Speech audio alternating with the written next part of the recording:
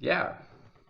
So I think Japan is one of the main civilizations of Ezad for sure. I don't know too much about Haka Sifpo.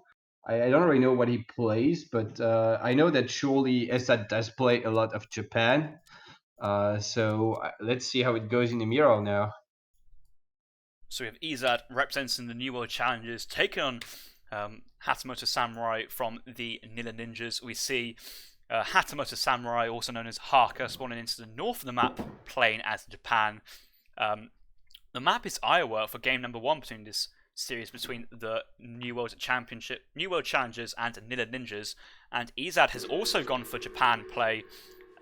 He'll be spawning into the southern side of the map in the color blue. So Japan Mirror, game number 1 on Iowa.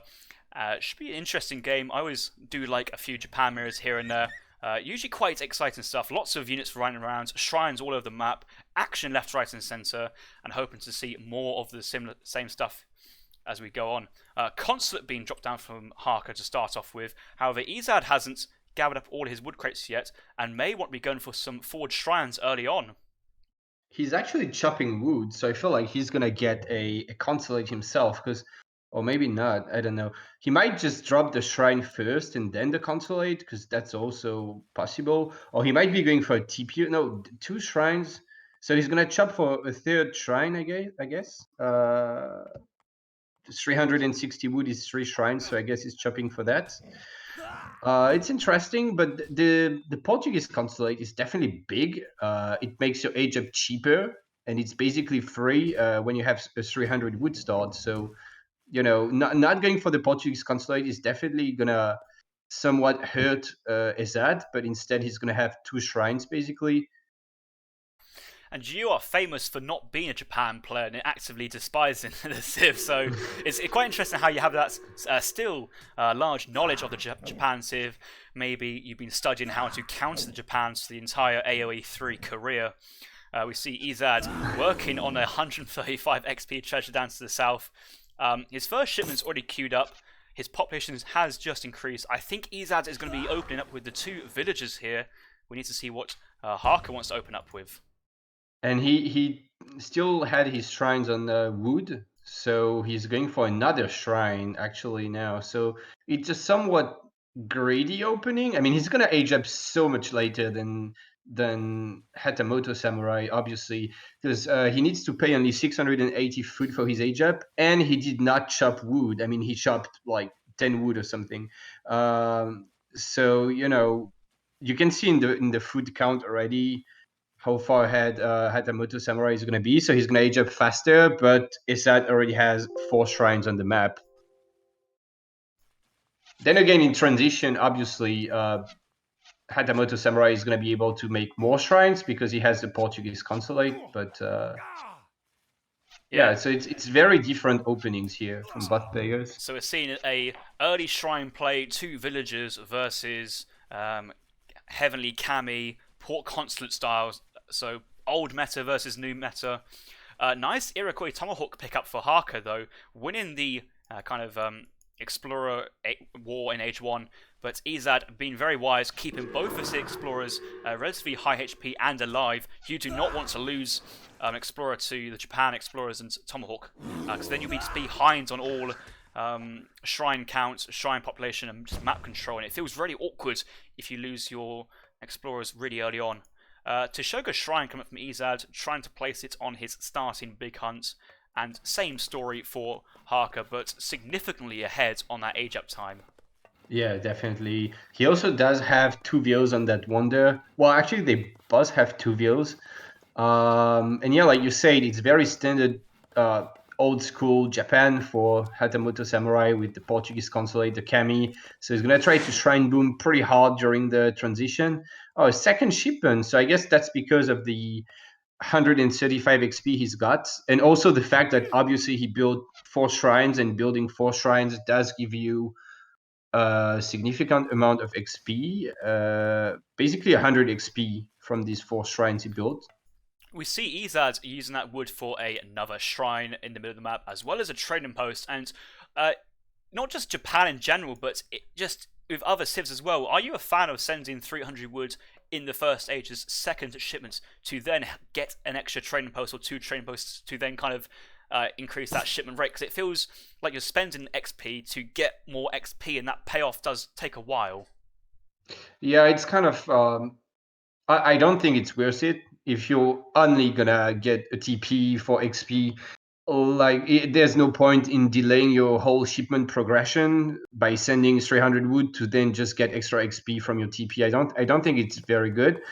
It can be interesting if you're playing against, let's say, Ottomans or something, because then taking a TP is not just about the XP, but also about denying the stagecoach or something. However, in a Japan mirror here, we don't really expect any stagecoach play. Uh, so I'm not sure about that 300 wood shipment.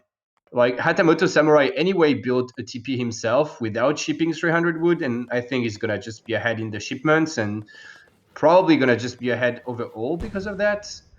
I think Ezad's early TP though forced Harker to go for that early TP, because otherwise you're at risk of losing the entire routes to your opponent. So it kind of forced Harker to spend a little less resources into shrines and happen to drop down a training post in transition. But Harker's already sent 600 wood, and Ezad will, with that slower age up, will be getting that first, second age shipment later. And you can see it's 35 seconds Right, after yeah. what Harker got, and that 600 wood for the Japan is just very nice to kind of springboard or spring jump into your economy further, because it can be used very quickly to increase your eco there and then.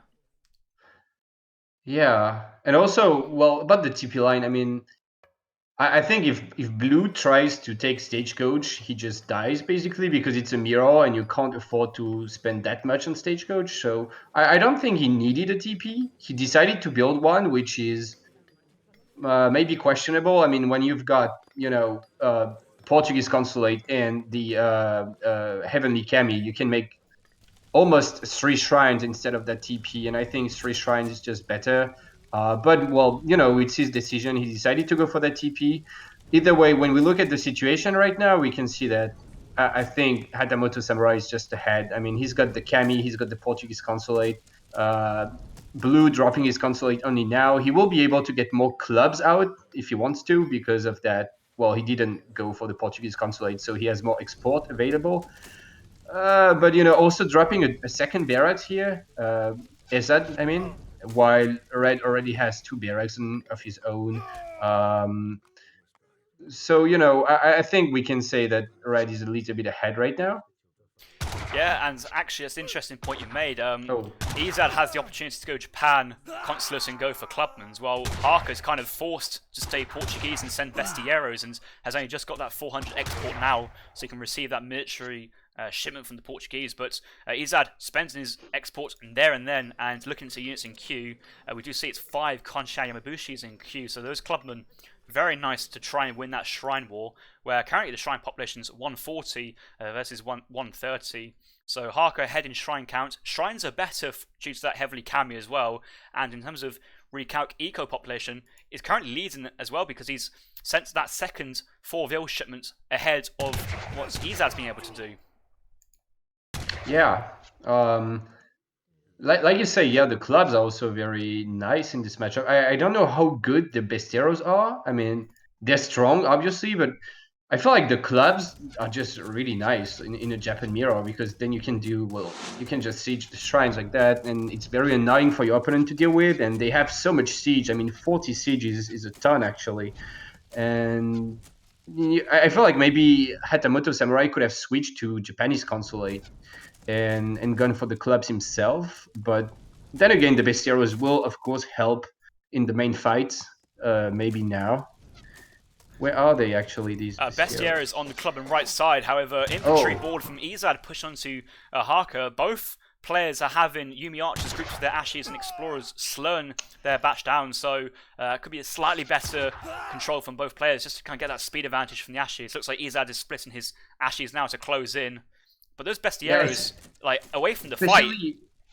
Especially because Hatamoto Samurai has only 1 low HP Yumi. Like, this guy is really useless, and it's just slowing down the entire army, so he lost some units because of it. It's a bit unfortunate. Yeah, and these clubs with the speed of 5.00 baiting these Bestieros with only 4 speed away from the fight, and these Bestieros, they are great versus infantry balls and Ashigaras. They're not actually able to do that. But Harker getting that age up in Q very, very early. Ezad is still spending lots and lots of food on Ashis and Nagis, so looks like it's a semi-FF versus Colonial here. Yeah, and at least the Bestieros did find the clubs. So only one club is going to escape, so that's still a good pickup. But I agree that the Bestieros would have been much more useful here in the main fight. And maybe he could have sent a couple Ashes, because Ashes are fast, to defend to repel the club sieging the shrine. But yeah, Hatamoto are almost aged up. With a similar, actually a little bit superior economy and not that many less units. He's gonna age with the Yumis. There's some Nagis indeed, so he has to be careful. But honestly, I can totally see 6 well, actually the Daimyo popping is also nice. A Daimyo and Minutemen should be able to hold that. But he's a bit out of position here, out of his base. He doesn't want to be out in the open. He wants to sit between his buildings. Still gonna take a decent trade, I think. Yeah. Some Ashes popping from the barracks. This is very good for Hatamoto Samurai. He's up and also taking a good trade at the same time, and he's got a Daimyo, so it's just pretty good for him.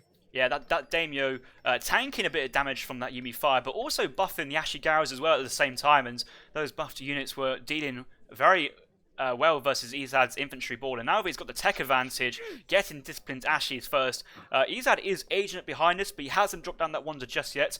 I think Harker has the tempo advantage at the moment, and I guess you could just go Ashes shipment next, or would you go for Flaming Arrows? Flaming arrow. I'm not a fan of flaming arrows. I think 8 Ashes shipped in the Daimyo right now would be pretty good, provided that he stops. He's going for the flaming arrows, but that's a bit slower. Imagine he would just stop grouping his Bestieros with the Ashes and would get 8 Ashes in and would just directly run in Ezad space with his 4.5 speed Ashes and veteran Ashes and just go in. Like, there's nothing to defend right now from Ezad. So I think he could have done a lot of damage. However, deciding to siege down the shrines with the flaming arrows is maybe not the best use of his window. He could abuse this window more, but now he's going in, so we'll see. Yeah, remember these are disciplined Ashes and Daimyo support. 2 Flaming Arrows came in. That is because there is no 8 Ashes available for Harker in his deck. He's gone for 9 Yumis and the Flaming Arrows. So no shipments of Ashigaras at this point, but 4 Flaming Arrows. You have to ship the Flaming Arrows twice from Ezad to try and combat that if you want to go for Flaming Arrows. And I think Harker's pushing with a really big death ball at the moment. Ezad's age up is so slow. Yeah, it's still very scary. 4 flaming arrows is still definitely a decent amount of pressure, and he's lost part of his barracks. He's gonna have to rebuild the barracks in the back. He's gonna have to tech up his Yumis and Ashes maybe. So it's a lot of wood he has to invest, and he does not have in the bank currently. So it's gonna be pretty tough for Ezad to do anything here. And I wouldn't be surprised if this game is gonna end soon. We'll have to see if he can pull off some sick defense right now, but it really doesn't look promising for Ezad. Losing some Vils as well now, and so much siege potential from Red here. I think Ezad's only way to defend this is trying to mix this pop of Yabusames coming out with a shipment arriving from the town centre and try and push him with his Yumi archers all at one time.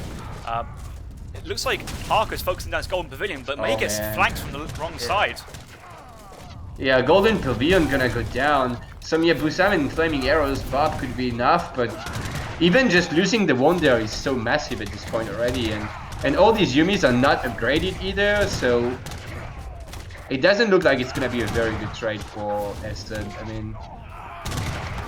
So 3 Flaming Arrows down for Harker, 2 Flaming Arrows down for Ezad, but he still has 4 Yabusams out. That Daimyo is still standing for Harker, and that's put in a lot of work so far. 3 of these Yabusams are now gone, so trading off the Yabusams and Flaming Arrows for what Harker did, so important to kind of nullify that siege attack, but what are you left over? 20 Colonial Yumi Archers versus this massive ball of disciplines, Ashi, Yumi, and Daimyo, and these guys are so much stronger already compared to what Ezad's working with, and is idling the entire Japan eco as well. I think Harker's build has been slightly superior and more crisp than what Ezad's done. Yeah, I mean, if you're gonna go like greedy like that, you might as well go for the Kami like Hatamoto did. I think the kind of build Ezad has done could have been more aggressive maybe, but if you're gonna ship 300 wood to get like some shrines and TP, I don't think it matches the Kami boom at all.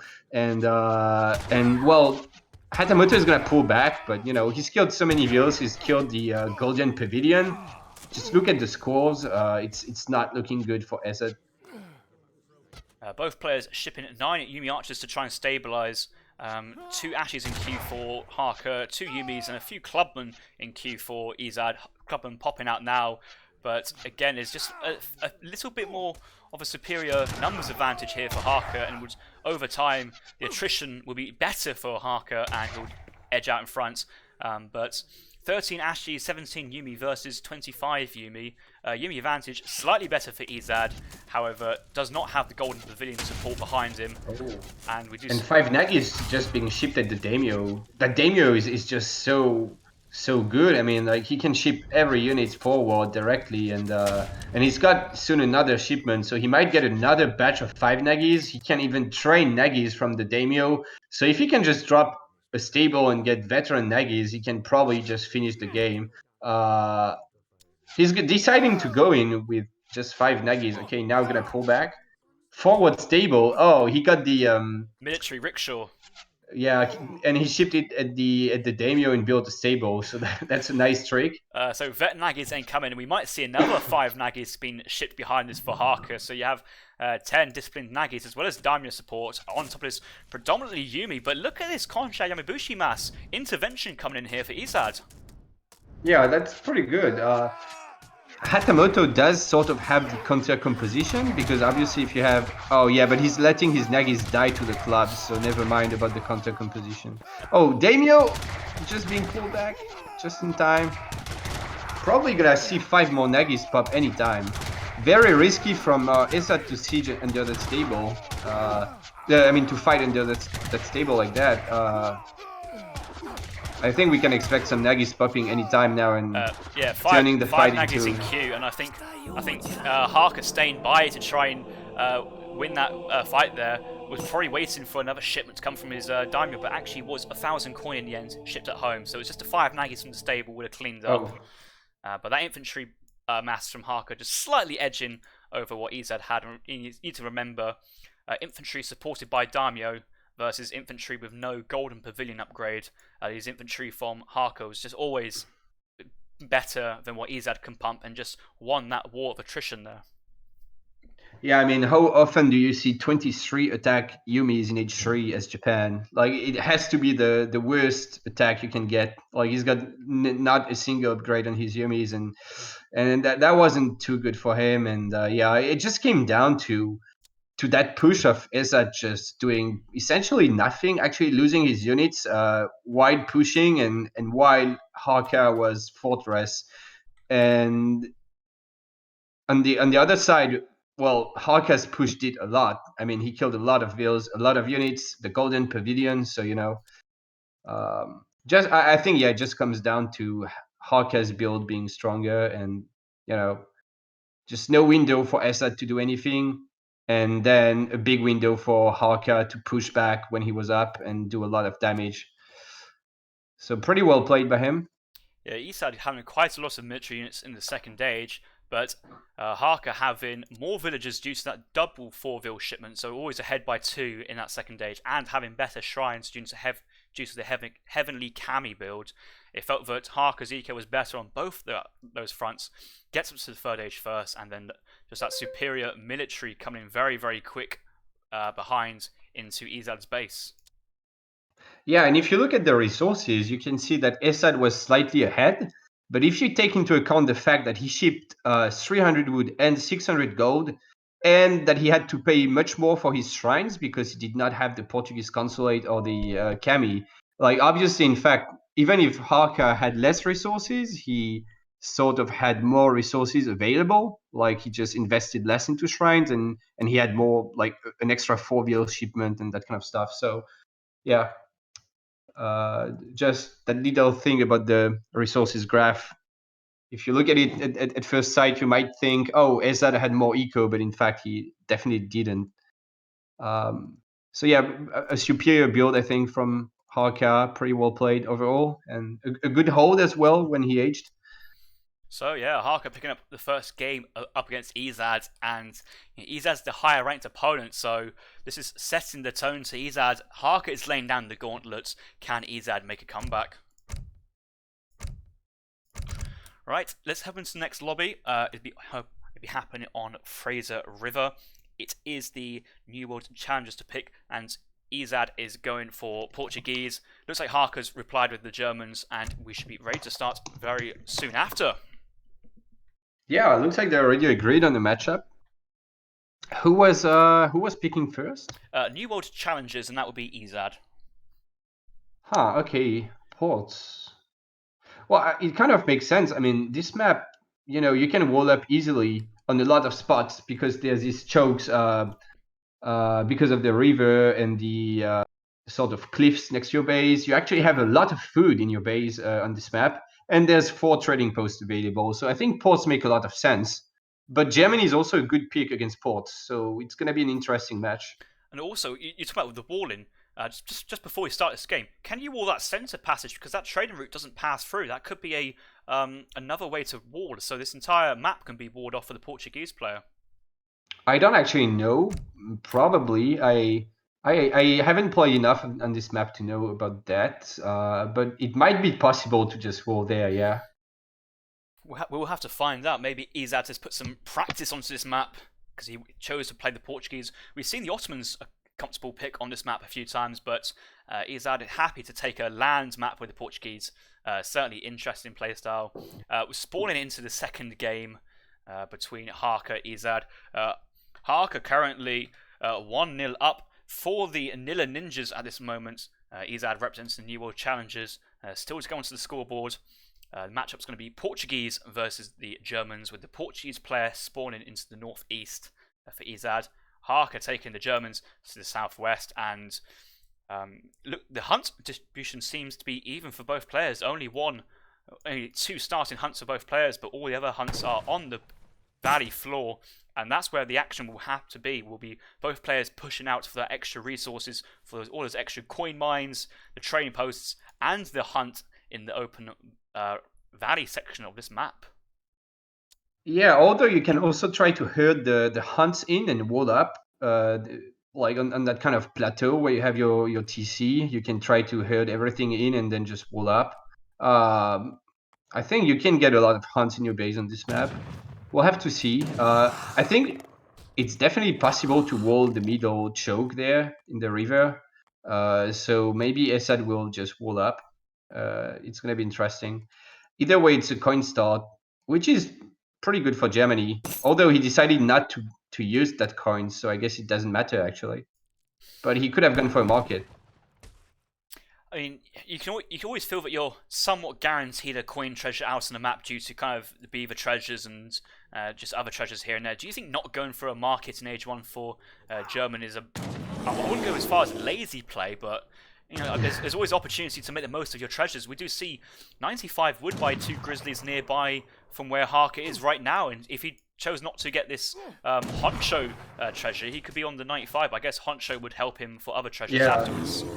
I think he's gonna have no problem getting the 95 wood with the bear. Although it has been nerfed, but I think it's still pretty strong. But yeah, it's kind of lazy, I guess. I mean, especially as Germany got 2 times 20 gold in his base. So he did have some gold, so he could have gone for a market for sure. You could even just go for the market and then buy wood for a house, and if you don't want the and get hunting dogs if you have treasures available. Right, and even if you have to spend some time building the market with your vills.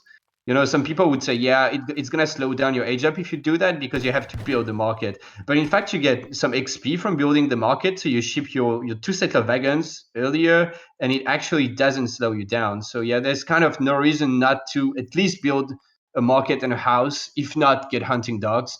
So yeah, but it's not terrible. It's just a little bit sloppy, I guess.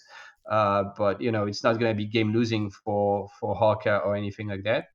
Ezad has scouted the 95 wood treasure, and it feels like a bit of a kind of sad moment when you see Honcho, the pet grizzly bear, scouting your own base instead of out on the map, trying to be aggressive with the treasures and trying to make the most of this pet treasure you've managed to pick up. Even Ezad's not going for 95 wood, so maybe both players scared of each other's nearby. Ezad, though, advanced trading post, and he's working his way straight onto the German player's trading line.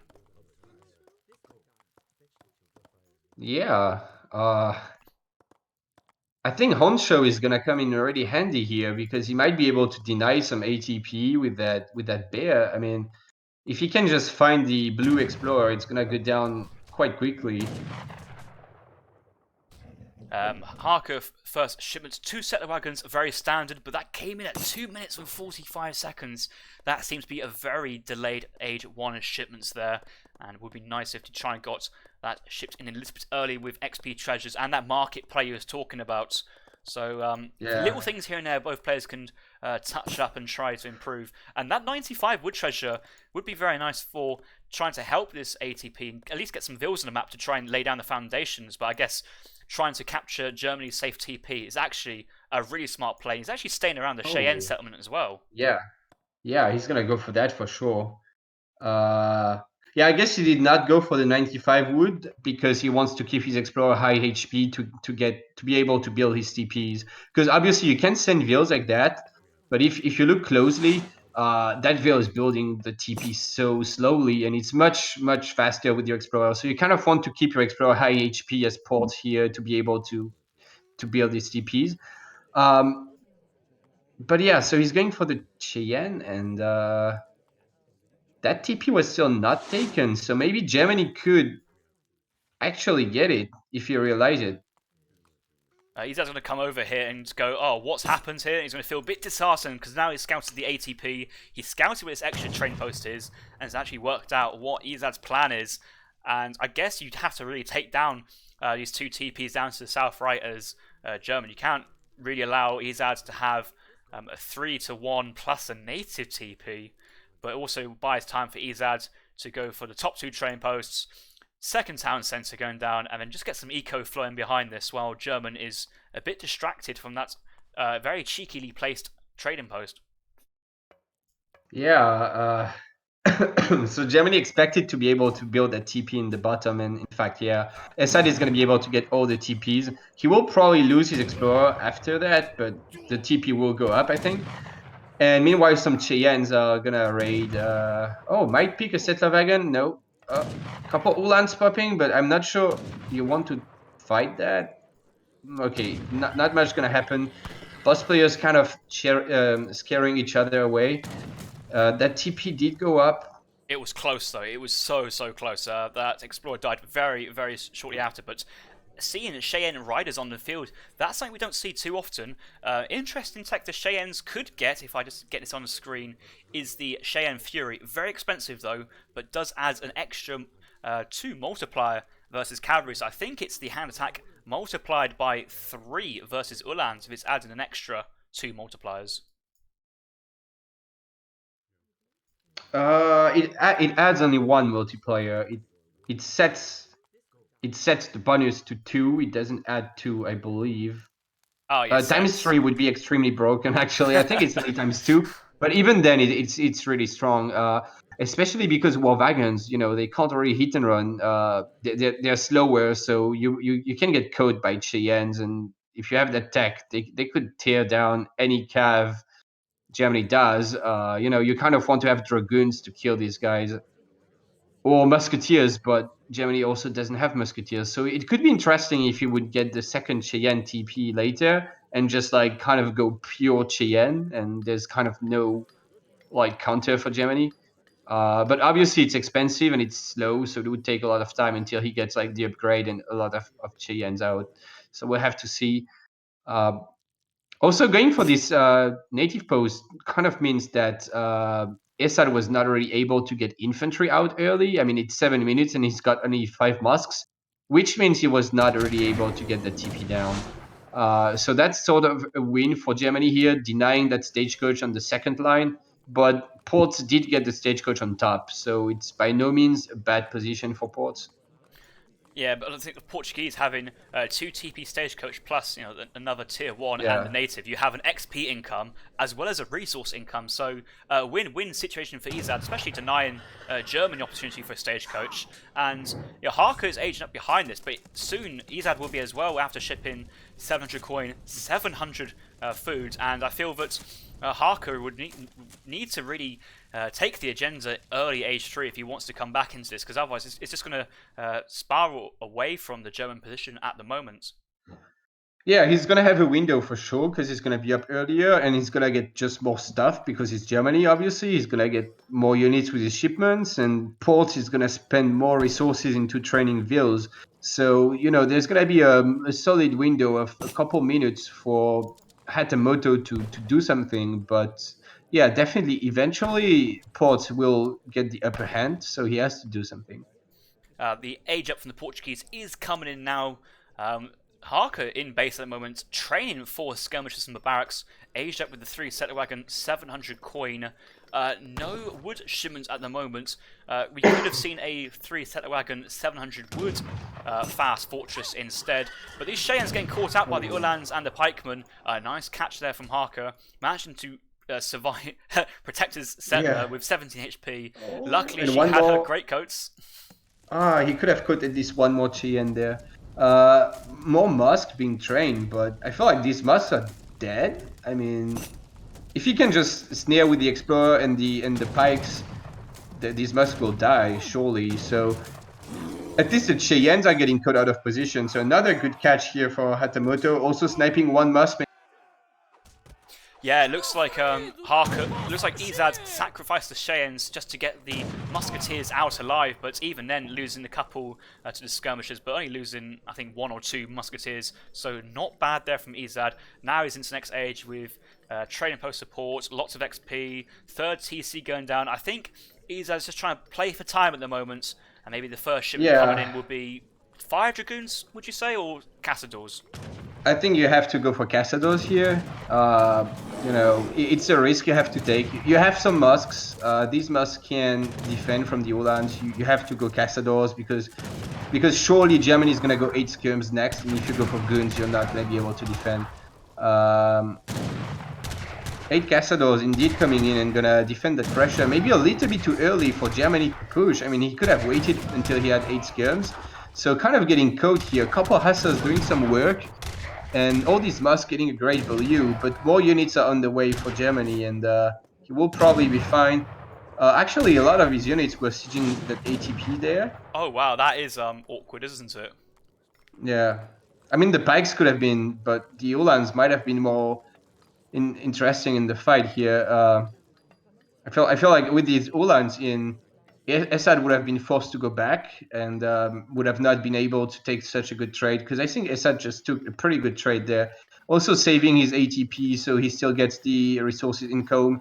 And, well, as long as you buy time as Portuguese, you're in a good position here. So was a pretty good trade for Ezad, but, Germany is still going to get more mass for a few minutes.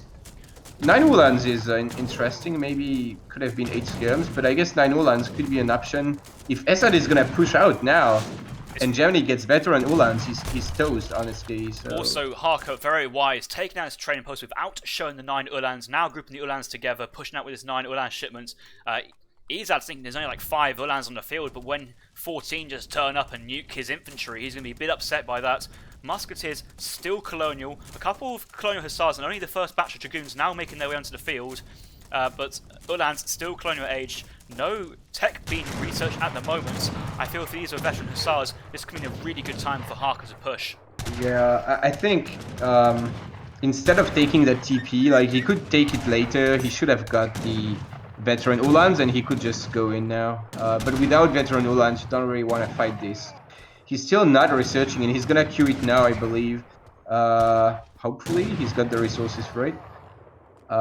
So yeah, you know, Germany taking some good trades here, but he could have cleaned up, right, with veteran Ulans. So Hopefully he's going to come in now because he's just finished off a batch of 2 war wagons, so 5 war wagons out in the field and having enough wood for the Ulan upgrade. Coin just coming in, and now, yes, veteran Ulan's been researched. Still drastically ahead in the military population, but if he chooses to push in underneath this advanced training post, town centre, resource population, and shipment points, Harker might be in for a bad time here.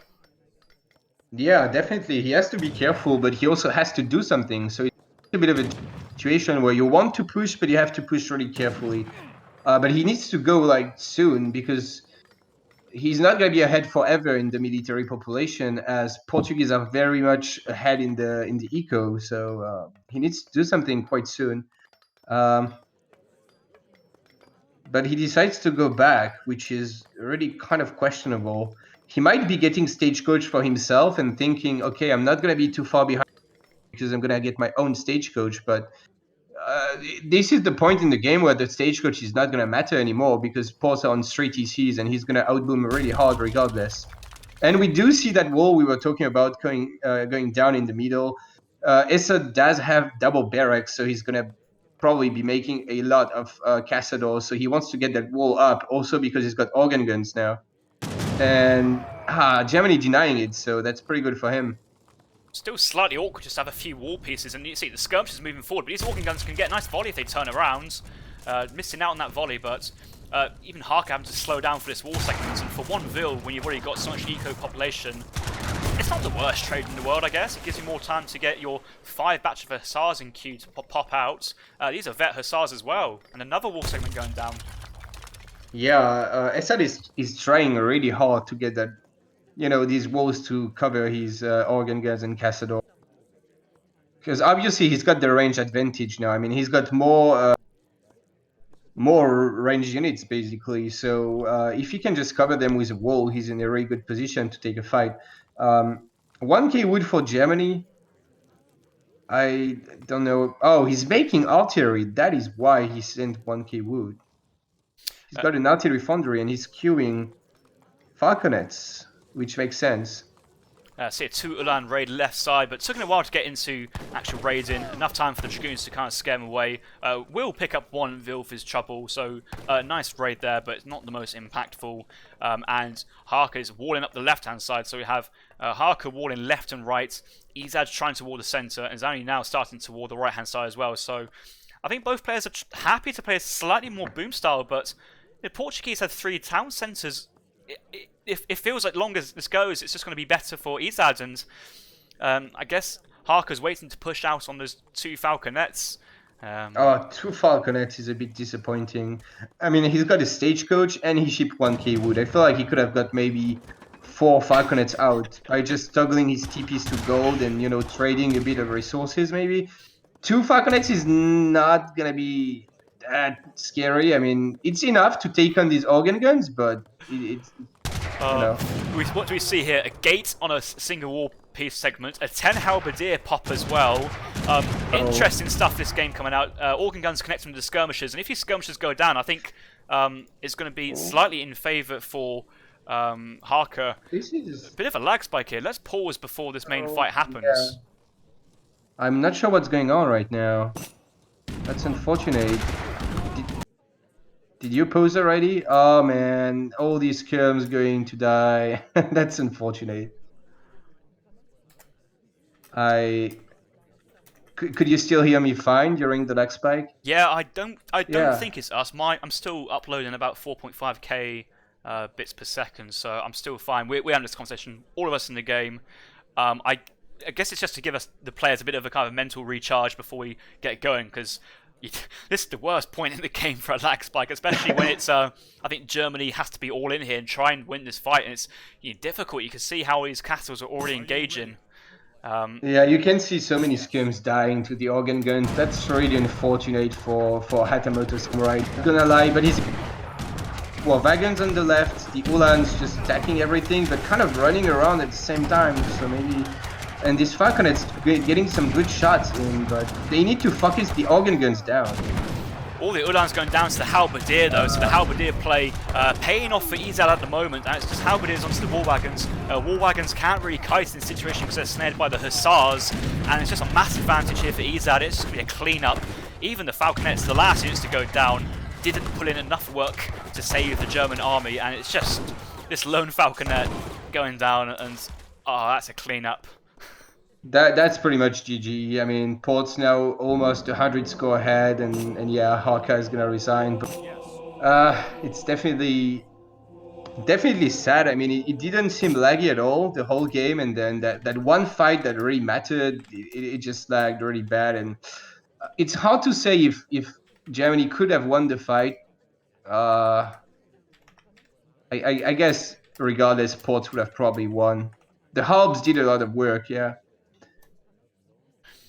Yeah, that seems to be out of the blue there. I think caught me and you by surprise, and caught players by surprise going, oh, hang on a minute, what's happening here? Hopefully, they said that the rest of the game was absolutely fine, because I've been enjoying this dual cast with myself and Kaiser Klein, one of the top players on the scene at the moment. All resources gathered, Ezad is just comfortably ahead, and that difference between resources is only increasing as the game goes on due to that early trading post stagecoach, the villager population, as it just spirals away from what the German players are able to muster. So, and even if you look on the number of trading posts put down, it's just so much in favour of the Portuguese player. He got his 4th trading post at 5 minutes and 30 seconds compared to German having only 1 trading post on the field until 11 minutes. So big difference there between the two players. Yeah, definitely.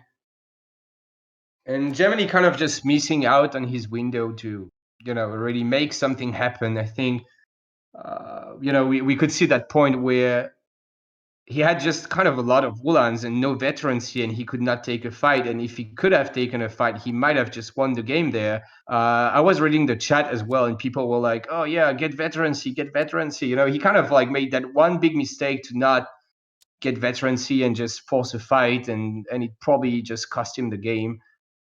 Obviously, he got veterancy towards the ends of the game before a big engagement happened, but that just gave Ezad the time. And one last thing to talk about this game, I guess, is what do you think of Harker's decision to go for 2 Falconets instead of 12 Cass? Oh, hang on, yeah, we're playing for Germans instead of going for 12 Jaegers. Yeah, I guess the Falconets kind of made sense because you needed to deal with the organ guns. I don't know, maybe Jaegers could have won too. Honestly, he kind of needed to fight before that. Like, you can't reach that point and take a fight against Ports as Germany. You have to take a fight earlier and just abuse the fact that you're going to remass faster because you're going to have bigger unit shipments. Especially after you fight, you get a lot of XP, and you can, fight and then take one good fight because you have more units, and then remass faster and take another good fight and maybe win the game. But if you just wait and never really fight, it's really good for Ports. So yeah, I don't think even Jaegers would have saved him at this point. It was just not looking good for Germany anymore. And looks like they agreed on India against Brits. I asked them about the lag, and they said the lag was just fine except at that one fight. So it's unfortunate. Pray that AoE3 DE sorts all this out for us. In the meantime, though, we're still with the good old game that it is, the Asian Dynasties. We see a India versus British matchup on Dakar, but we're both ready to jump in. Harker's just waiting around just a little bit, and just by looking at this map and this Civ selection, I'm thinking we might see a bit of a longer, more kind of economic playstyle game, and maybe India can really benefit that berry gathering rate in base due to the Kali Mata market text, as well as the native tech to the north of the map. Yeah, there's a lot of berries on this map, so definitely could be something. I'm not sure Brits is a great pick here, especially as he was counter picking, I believe. Brits are not known to be very good against India, and this map is also not looking like a good British map. I mean, you've got few hunts and a big TP line, so I'm not sure Brits really like to play here.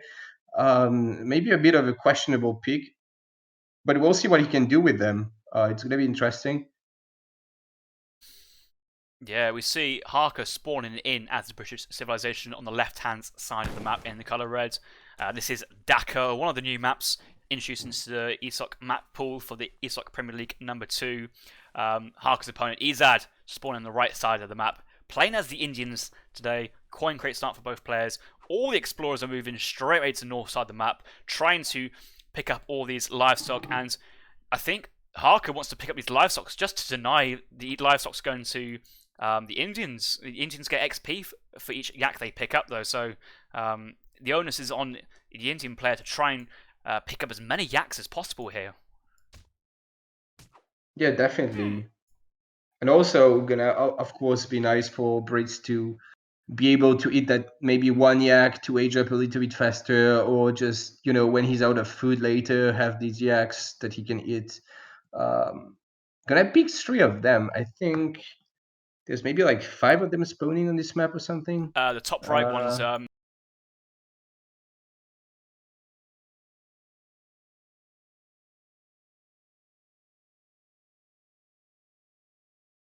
it kind of blends in on the beach Yeah. thing, isn't it? Yeah.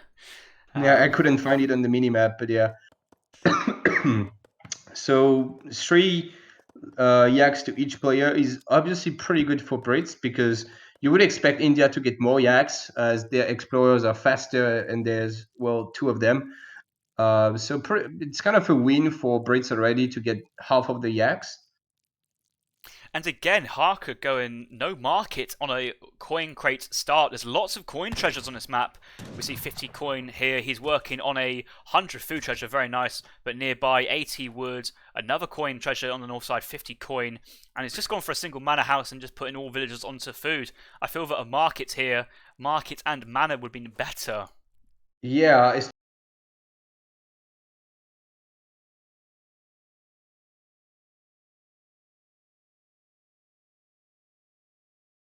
basically he's got already the wood hunting dogs, so he would not need a lot of resources to get a market and hunting dogs and a manor indeed. So yeah, I agree. It would have been definitely just like superior to go for a market.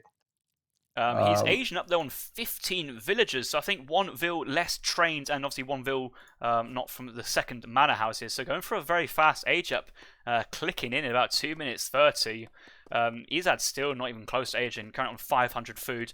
All the villagers, like Gangsel could be researching right now with that market up earlier. Then again, the market might have slowed him down a little bit, so he might have not been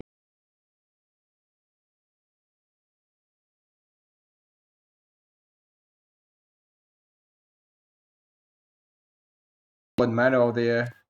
A manor for line of sight could be interesting there. Or okay, he's gonna drop a wall. I think the wall is safer just because it blocks access, but also the extra XP that the Indian Civ will get when you take down a manor house is certainly something to consider now. Having a very quick, brief look at Harker's deck, we do see a few naval shipments, schooners, no rendering plans in place, but we do see the 13 HPCs in the Third Age, or the 13 Jaeger division, 1,500 coin to send, so very expensive to send. But 13 Jaegers, if it was a good card for RE Germany, it should be a good card here for the British against Indians, which the Indian Civ struggle in their heavy cavalry departments. Yeah, and also Brits don't really have skirms obviously, and longbows don't do that great against sepoys. So I guess Jaegers makes a lot of sense. Gonna drop a TP, maybe just to deny India getting a stagecoach, and gonna drop the tower next to it. So at the same time, the tower is protecting the TP, and it's also protecting the pond. So if they come to fight with warships in there, it's gonna come in handy. Then again, India also has the Agra fort, not quite as close to the coast as it could have been, but still gonna cover the pond a bit. If we take off the fog of war, you can see it's not being completed just yet. But when you see this being completed, 40 range attack for anti-ship should cover probably about 40-50% of this water mass of area, shall I say. So it's a nice map control tool here.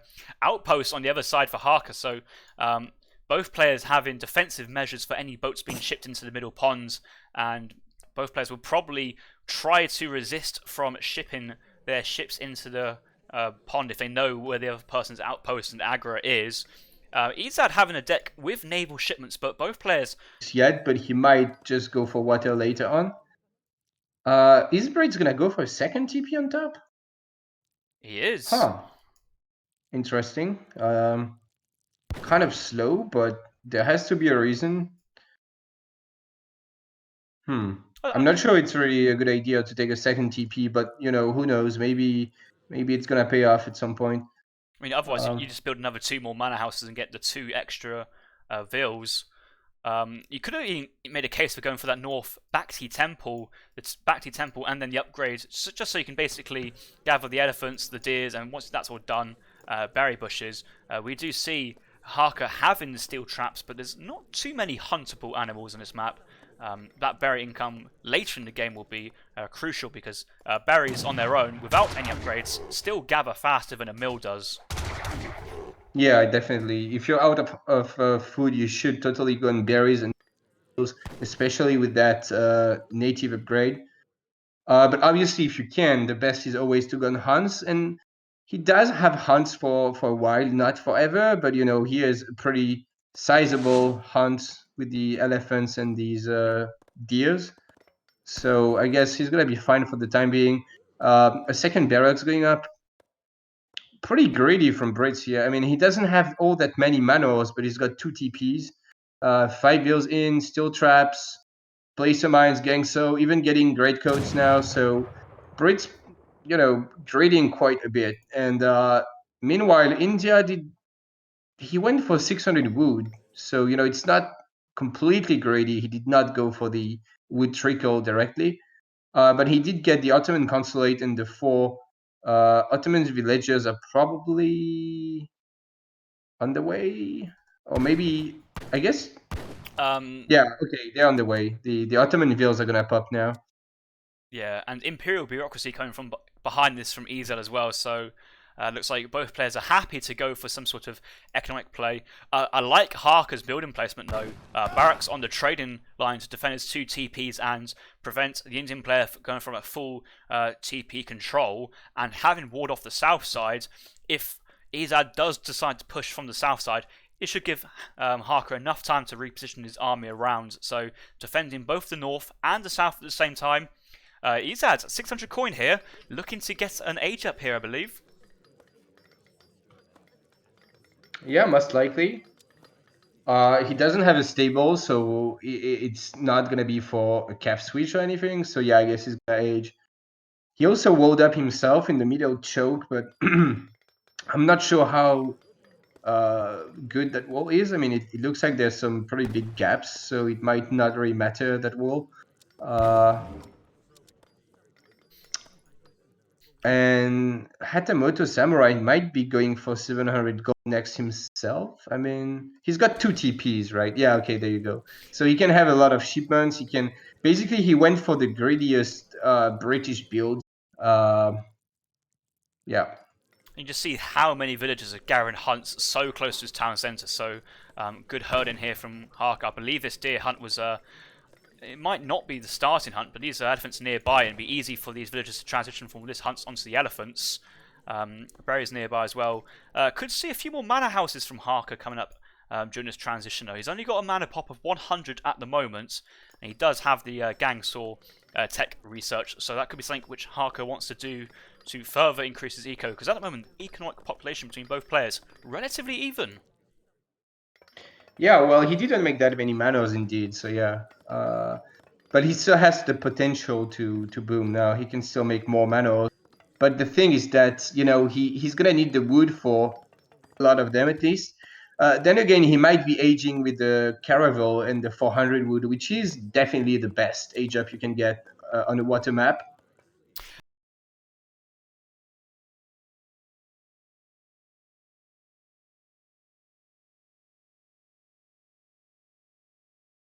On the pond as well as the outpost. I know that both players have scouted each other's defensive buildings, so they do know whether it's going to be a good idea or not. And I guess sometimes it's nicer to play as a defensive person on the pond instead of just being fully aggressive. Because if you send a frigate, it will take damage from Niagara Fort, and then the other person can send their own frigates to kind of clean up afterwards.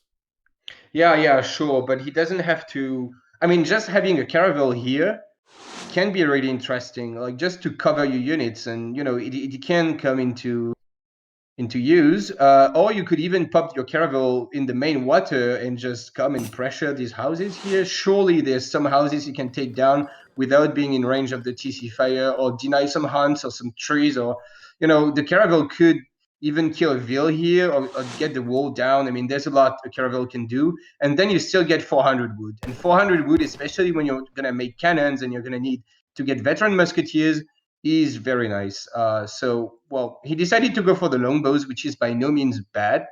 I just think the caravel could have been really nice. But either way, it's a scary mass of units for Brits here. When he gets the falconets out, it's going to be very scary indeed. Yeah, we have both veteran musketeers, veteran longbows being researched now completed. He doesn't have any falconets in queue from the foundry just yet. Has enough coin now to train one if he wants. Probably looking to ship 2 falconets as first card as well. Ezad aging up the Charminar Gate, getting the 1 disciplined Mahout. Already seeing the Mansabdar Sepoy joining the Sepoy mass. Gurkha's still colonial age. And we do see a 3 Ottoman Hussar north side, but has been scouted out by the trading post. And a frigate being dropped in by the pond as well. Siege allies as well. What is this play? What a prediction! That's unfortunate. That's really unfortunate for Brits. He needs to pull his longbows forward, like right now, but I think it's too late already. That frigate is toast. Yeah, and that siege elephant dodging most of those cannonballs from that broadside attack. And yeah, this frigate is going down. And these siege elephants still on the map to defend from any falconets being trained, but no falconet shipment in for quite a while. And these Mansabdar Sepoys with discipline status absolutely wrecking the British army here. They're taking a decent trade. Okay, Gurkhas are doing quite well. Just imagine if the Ottoman Hussars pulled back from their raids to actually finish this off this longbow mass. So now that Mahout down and both the monks are down, these longbows are doing quite. Yeah, he's getting raided pretty badly, and losing his main army, and suddenly it looks really bad for Brits. He did not make any cannons indeed, and musketeers are not that good when you don't have like cannons or anything. They're pretty rubbish in this game right now. So he had a pretty musketeer heavy composition, and it did not really work. He might have needed more longbows, and now he's gonna train falcons. But I mean, do you even want to train falconets anymore when you know your opponent has 2 siege elephants? Even sending 9 muskets as well feels like, and that's not the shipment you'd want to send at this point, but the shipment you kind of have to send after losing that fight and the frigates, even losing 7 villagers to that 3 Ottoman Hussar raid. So really good raid in there from Ezad actually, and that just shows the power of raising an opponent during a big fight. When you're in the fight trying to micro, you're distracted from anything else, and it takes a lot more actions to deal with a raid than it is to actually send a raid. 2 falconets coming out from the artillery foundry. Do we see a culverin in cube at all? 3 culverins being trained behind this, and they just pop out. 3? Huh. That might be overkill. I don't think he can afford that many culverins, right? Too far behind, and they're not gonna do anything. India kind of doesn't need to care about the cannons. I think there's too many culverins and too many falcons. I mean, it's like half of the British army is just cannons. So now India can just go sepoys and doesn't care about anything and just go in. Yeah, that Bhakti temple might be pretty good. Yeah, he's got quite a lot of fields working on that berry bush now, and both those monks are going up. That villager was just up there just to start it, was just around nearby. And India's got a second town centre down as well, so that village progression should be slightly nicer for the Indian Civ, and May could even drop a town centre on the north with those 2 elephants. So the British players are just busy remassing, and Ezad scouted those culverins because the culverins took a shot onto the sepoys and not the siege elephants. Yeah. I think Ezad's just defending now. There's not really enough falcons for India to be worried. It's just 2 falconets. He's got his siege elephants. So even if there's culverins, he might be able to trade his siege elephants for 1 or 2 falconets, and then just kill everything with his main army with the sepoys and Gorkhas. So I think yeah, India should be in a pretty good spot. He's got more eco. He's gonna keep out booming. He's got these gardeners here ready for some action. There's a few wheels next, so he might be able to get a good raid in soon. I would have liked him to maybe go for 10 longbows instead of 9 masks. I mean, he needs longbows here to just deal with infantry and not musketeers. Ezad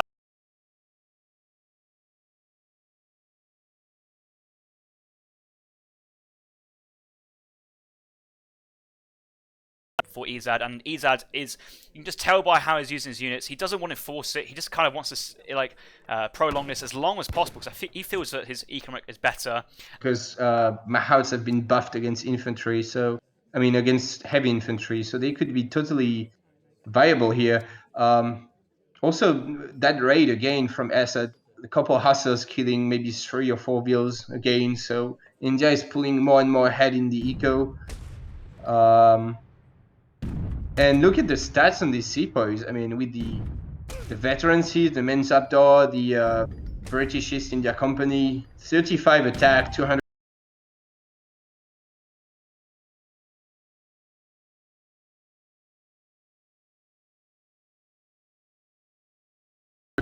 Yeah, so Ezad was waiting for his 7 Urumi pop. 3 Gardener Hussars also joined the field. I'm not too sure there's other Gardener Hussars out. Maybe they got picked off, but the engagement's happening. Siege Eddie's top side trying to come around and pick off those Falconets, and he's focused on the Falconets, let the Culverins on their own, because Culverins versus infantry not great, but this Sepoy mass is just tearing through the British army, and even 2 Falconets is just going to be not enough to stop what Ezad is pumping out here. I don't know. I mean, these folks are getting great value. The problem is that after that, there's mostly Gorkhas left, and Ritz just doesn't really have enough longbows, and he's got. It really comes down to these Culverins. Did he really need 3 of them? Could he not have got, like, you know, another Falk instead? And just get 2 Culverins? Might have been just enough.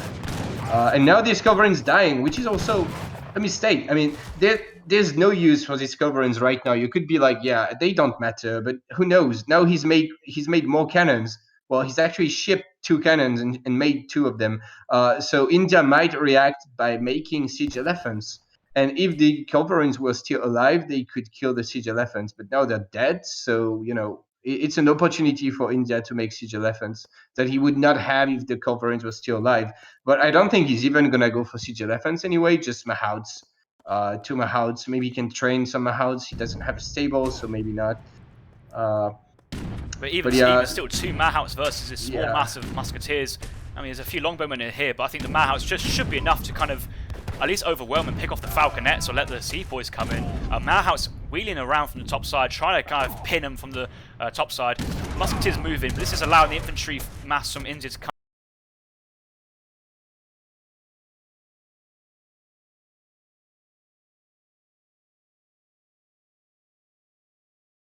Much stuff for India here, and also shipping 10 longbows now when it should be musketeers. Like you want to ship musketeers when you have falconets to protect, and you want to ship longbows earlier. So kind of sloppy and just losing his army. And now if you look at the scores, it's getting more and more in favor of India. He's gonna keep out booming with his 3rd town center on top of the map as well. Even getting the other native post for some stuff, I guess. I don't know what this does. I think there's a HP upgrade in one of these upgrades. No, there's basically nothing. I mean, there's a meal upgrade, but... Meal upgrade. Look at the units lost as well. 63 Sepoys going down, which is a lot. But Harker has lost 93 musketeers, so even more musketeers, as well as 7...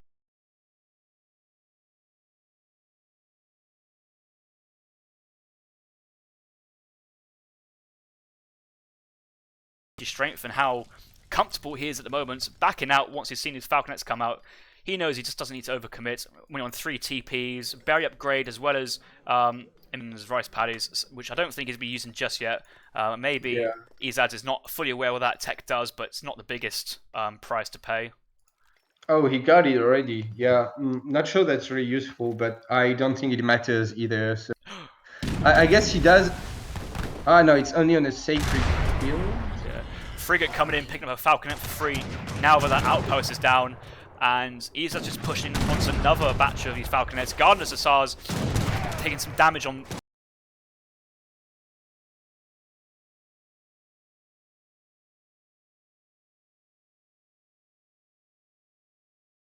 Falconets beforehand. Really accomplished nothing then, didn't take out many units, and again, it's just more time for India, more time to just back out, higher eco, more remass potential, and now there's a frigate in the pond as well.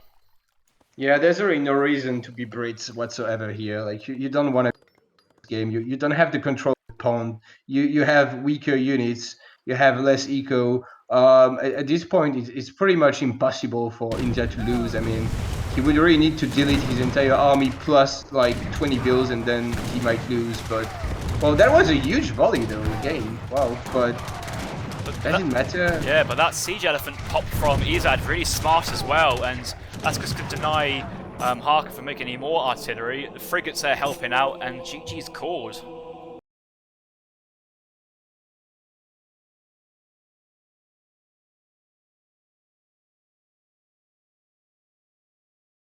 Not really booming, and then I mean he kind of boomed, but didn't have that many manuals somehow, and then just trying to rely so much on his artillery, but maybe a little bit lucky, getting the siege elephants second card blindly, and then just getting to kill that frigate was actually huge. That was definitely very fortunate for Ezad.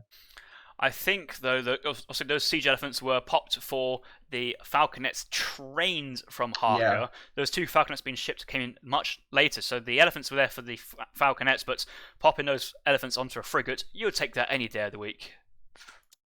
Yeah, that was definitely very good for Ezad. And which brings him to 2-1 in this series. So there's 2 more games to go. Obviously, every game matters here because this is play 05, so you have to win as many games as possible. Even if you're gonna lose the match, it's not really about winning or losing the match. It's about winning or losing any game in the match. So A's commenting a very smart comment here. The Ottoman line of sight has been pretty beneficial here for the Indian player. That extra line of sight helping scout the frigates, scouting those early 3 Falconets from that artillery factory if he didn't see the Falk volley onto his sepoys, and just kind of giving that slight heads up intel advantage over what the opponent's doing, even helping your Gardner Hussars line of sight to be a bit more effective raiders. So the Ottoman allies here really useful for what Indian was trying to do. yeah, line of sight is really valuable, especially when your opponent has cannons, because cannons have more range and more line of sight than. So you tend to give some free kills to the opponent's cannons. But if you have more line of sight yourself, you might be able to just not give free kills, which is kind of big. Because honestly, cannons are strong, but also a big part of why they're strong is that they always get free kills, right? Whenever you want to engage a battle against cannons, they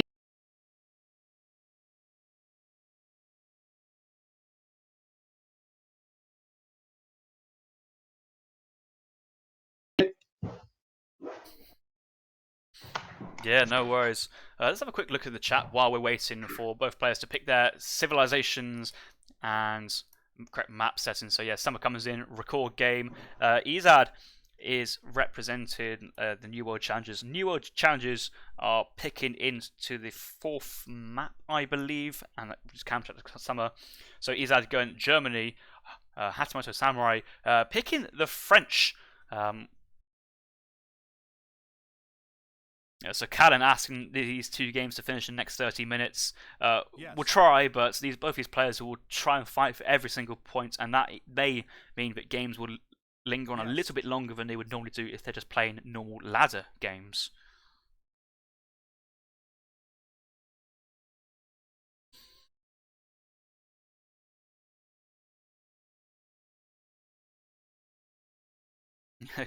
Crankafizz in the chat saying Sepoy counter everything.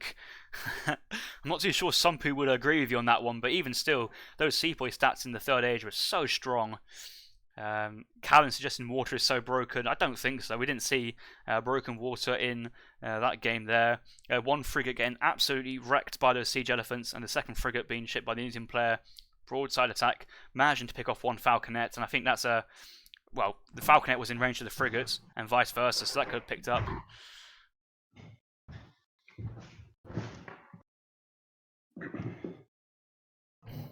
Some Pukonku suggesting that the Mahouts change buffs this already favoured matchup in terms of the Indian way, but at the expense of other matchups.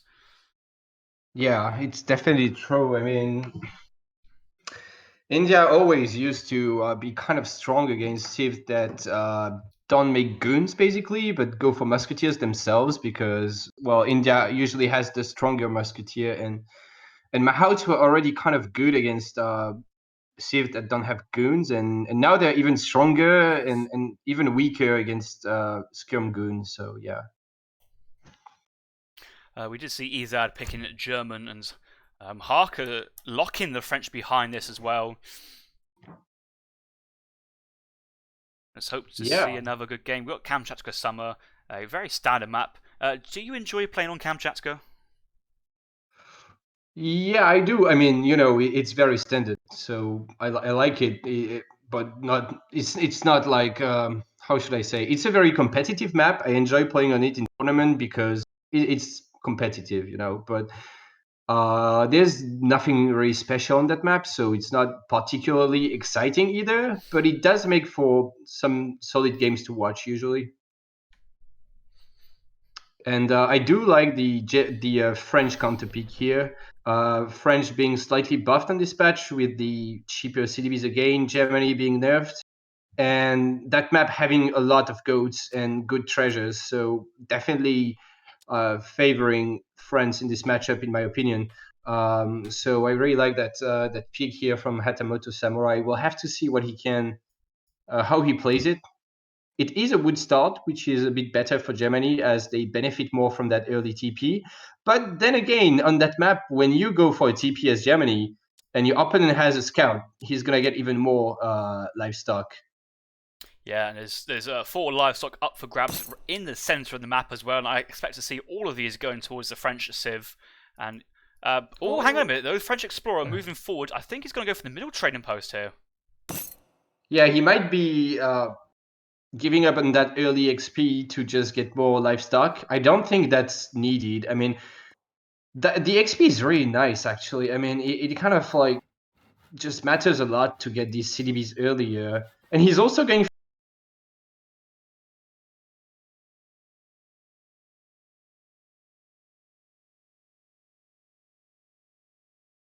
Ezad would have to try and mark this all the way back to his own town centre, and we'll pick up another 2 goats as well. Wow, what is this German player picking all 4 goats in the centre? He has no right for that whatsoever.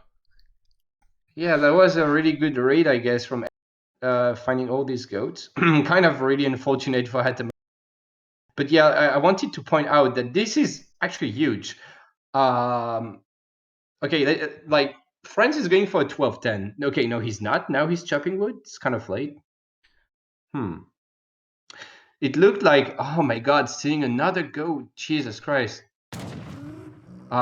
It looked like Hatamoto Samurai was 10, and then that would have been really sad to lose all these goats, because if you're not gonna make a house age as fast as possible, you really need to eat some goats.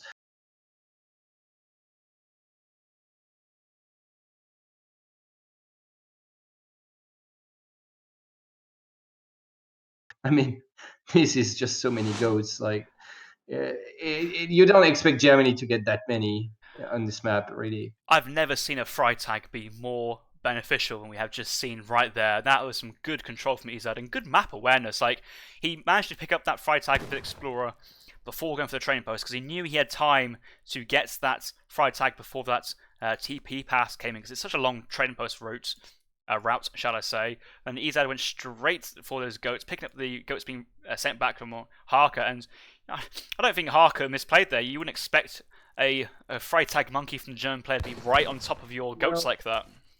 No, surely not. But, he didn't need to send them back either. I mean, he's got a TP here. Goats on that TP. They don't need to move. He doesn't need them in his base or anything. Like, he might need one goat in base just to age up a little bit faster, but not that many. So he could just leave them on that TP there.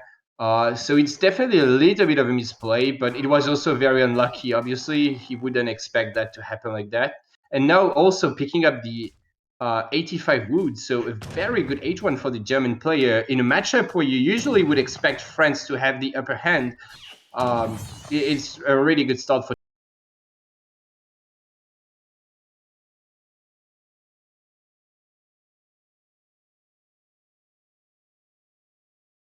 Gave himself up for the German flag there, but put in a shift before he chose to get picked off by the French explorers. Really good use of that Freitag, even helping pick up that 85 wood treasure towards the end then, and actually do a bit of damage to the opponent's Freitag, but just also allowing Ezad to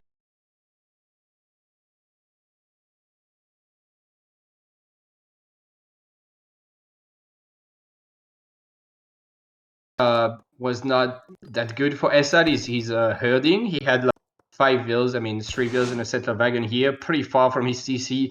You can see he's herded, he's in that H1, but everything else was just so good. I mean, getting the goats, getting the treasures, getting the TP here, while France committed to go for the middle TP, which is not as good as the in-base one because you get the XP later. He committed to that middle TP, especially because he wanted to get goats. And then, in fact, Ezad got them anyway. So, a really good start for Germany. And he's not even going to age that late, just maybe 10 seconds late. So, it's not a huge deal.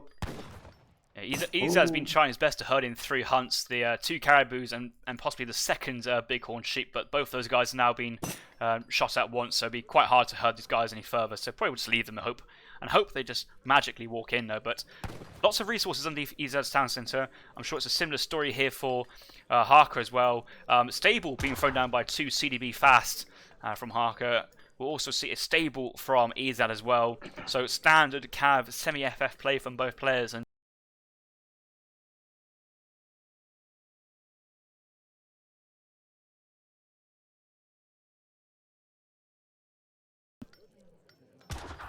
yeah, I mean, you would expect France to benefit more from the map for sure in H1. Like the same matchup, but with France getting 1 more treasure and Germany getting 1 less, which is maybe what you would expect, and also having like 8 goats as France, and suddenly it's a bit different. Yeah, surely that was pretty good for Germany, especially with the early TP. But you know, it's definitely a game. We'll have to see. It's mostly gonna come down to how they decide to play it. The next card is already going to tip us about whether it's going to be more of a colonial play or, you know, an extended semi-FF or maybe a faster semi-FF for these players, depending on if it's going to be 700 wood or 700 gold or something different. A small raid coming in, not really doing anything. Ezad got out a batch of 5 Ulans, but not training anymore at this moment. Still keeping his 2 Ulans from the first shipment alive. Another 2 joining from the 700 at this point. I think he's going to need to have that coin shipment in to get to the 3rd age, because he's already trained, you know, that full batch of 5 Ulans, and opening up with a Doppelsonder and 2 more Ulans as well. Looks like Ezad wants to go for a batch of those Doppels, another batch of Ulans, and maybe tear down this middle trading post for the French player. Yeah, DOPs are definitely an option here, especially because France is a bit late on his barracks, only dropping his barracks now. Usually in doing kind of everything, so you would expect France to have the barracks slightly earlier than Germany maybe, and instead he's got it quite a bit later. And as a result, the DOPs could maybe do some damage here. Getting the TP down, maybe taking a good fight, we'll have to see. Ooh, that was so close. Harker nearly went in there, but backed off the last second, but actually then kind of tried to go in again after he realised he had the numeric advantage, or the kind of the relative strength advantage. But once he realised that Ezad was backing off, I think both players decided to back and probably play safe. And I think Harker at this point is actually thinking, okay, I've got my coin in, I've still got my mass unprotected. We do see in Harker's deck, though, Pioneers, Wilderness Warfare in the 2nd age, and also Swiss Pikes. Some interesting cards. Yeah, one house was a bit out of position, and it's gonna hurt Hatamoto Samurai. He might need to call Minutemen now. I mean, this Musketeer pop is questionable. He kind of needs Minutemen. I don't think he can... fight the Dops like that. This is gonna be terrible. A Dop going on to the Hussars as well, and this is going to be a really big pick up here from Ezad. Always Musketeers going down. CDB is trying to get into the fight as well. No blunderbuss. Another batch of 5 Hussars popping, but there's still lots of Doppel Southerners here. This is great for Ezad. He could have cleaned this up with Minutemen and with maybe more Musketeers if he got his barracks earlier. 8 bows gonna pop in, but meanwhile these Dops are trading really well. More Dops coming in, and you know, it's looking alright for France, but I think if we look at the villagers lost, we'll see he's lost like 3 or 4 CDBs or something. 1 CDB only, but he's quite far behind in eco. I mean, France should be ahead, so I guess he didn't make vills for a while. Yeah, Ezad's following up with 600 coin. I think this is a smartish play. Now realizing he can actually get Age up behind us. May lose 5 Ulans here. Needs to drop 1 Ulan away to try and protect the rest. A couple of Dodder still out. But, you know, Harker had to send 8 crossbows then, but they haven't really done much behind this. And, you know, it's going to delay Harker. He hadn't sent 600 coin behind us afterwards and will be slightly below or behind the German card order.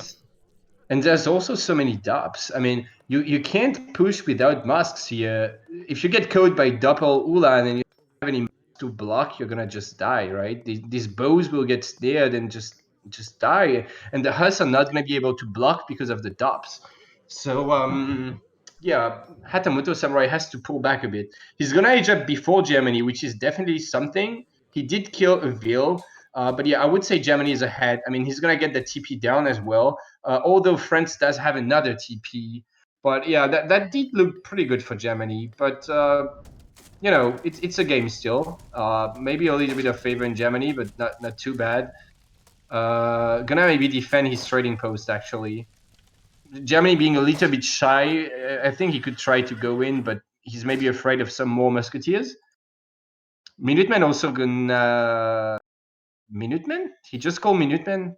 Yeah, I think he was expecting Doppels to push out then, and if these Minutemen can pick off 2 Doppel Southerners, then that's certainly a good enough trade if you're trying to defend this trading post. And you see, he gets another XP pass as well. So, all things considered, I understand the Minutemen play here. Didn't pay off, but if you're aging up behind this, I guess it's not the worst investment in the world. You just basically probably will get 1 or 2 Dragoons less than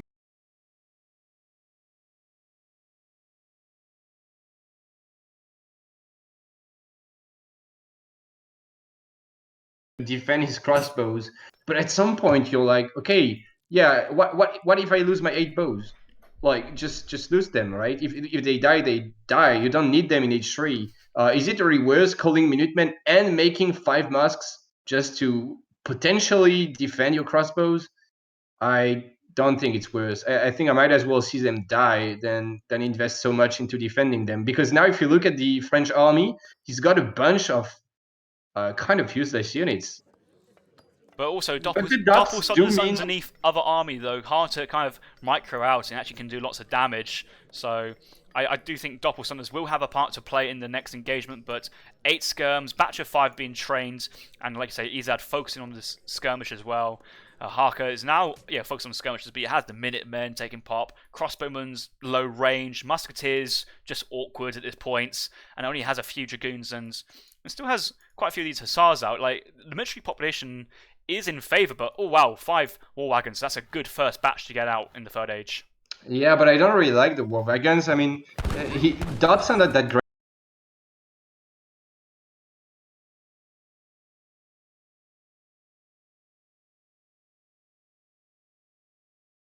And you might not need like 5 war wagons straight off the bat. You could have maybe got more skirms instead. But yeah, they will, you know, these war wagons are still good. There's not really a lot of skirms from France, so they will help. Later, they might also help take down some falconets or cuirs, so it's all right. One thing I wanted to talk about is that native scout, important part of this matchup. If France can scout the opponent's army, he can adapt into the proper unit composition. Especially, you have to know if France is going, if Germany, I mean, is going for skirm or wagon or for heavier on Ulan and that kind of stuff. And native scout is very important. And he can see now again like more skirms coming, so he knows what's going on. finally taking down that trading post. He's been working on that for quite a while, trying to support Ezad, and after shipping 8 skirmishers, 3 war wagons, maybe the next shipments behind us for Ezad will be the 9 Ulan, 8 Ulan, and use that to kind of cavalry mass to just try and ram in and crush the skirmisher mass from Harker. But actually, it looks like Ezad, 20 skirmishers to 7. He has a skirmisher advantage. It's looking really favourable for Ezad at the moment. We haven't had that. We haven't even had the first big engagement yet. Yeah, but that engagement is gonna probably be very good for Germany. He's just got much more stuff. I think the H2 was just too good for Germany. Swiss pikes. But Swiss pikes into doppels are not great. Yeah, the dops are gonna be nice to snare and block the pikes actually, and you never know. You never know. Like with something like Swiss pikes, you never know what's gonna happen. Like he might just totally clean up somehow. But yeah, I don't. Guns going in the dops as well. That is not a good positioning for France here. The Swiss pikes needs to be attacking the cav, and all these cav getting caught by the doppels. More guns popping in. Imagine if that would have been Queers here, they would probably do really well. But yeah, it's just not enough. These spikes were not enough. It was a good try, but I think Germany comes out on top and is gonna clean this up. And it might be the end of the game as well. The important thing for the German player is all these skirmishers were relatively protected, actually. So he lost the Uhlans, he lost the Doppelstunners, but taking a few losses on the war wagons. But all those skirmishers still standing. The skirmisher mass is still healthy for Germans. It's just remove those war wagons and just reveal all these skirmishers which were fighting onto the Swiss pikes, skirmishers, and dragoons. And Hark's going to see that thinking, I thought I dealt with that, but no, skirmisher mass in the advantage of Ezad. Cav combat coming for Ezad here. Yeah. I would have liked to see 9 Ulan, but I guess Cav combat is not also a bad shipment. Well, I mean, fighting before Cav combat is pretty much always a bad idea. So he kind of like got Cav combat when his Cav was dead already. But it doesn't quite matter anyway. I mean, he's just got more units. He's got Cav combat now, and he's gonna be able to deny. I mean, there's so many CDBs on that gold mine there. He can totally deny the gathering of France. So here's I felt like there were just one thing. There were just too many guns for France. If you're gonna go for Swiss pikes, you want some queers because then you get the surround. But why so many guns if you're gonna have pikes anyway? Bit unfortunate, but in the trees hasn't got an economic only and military only government, so those take a while. Ulan's engaging on the QSS, but they're going down. Nice raid from the Ulans on the south.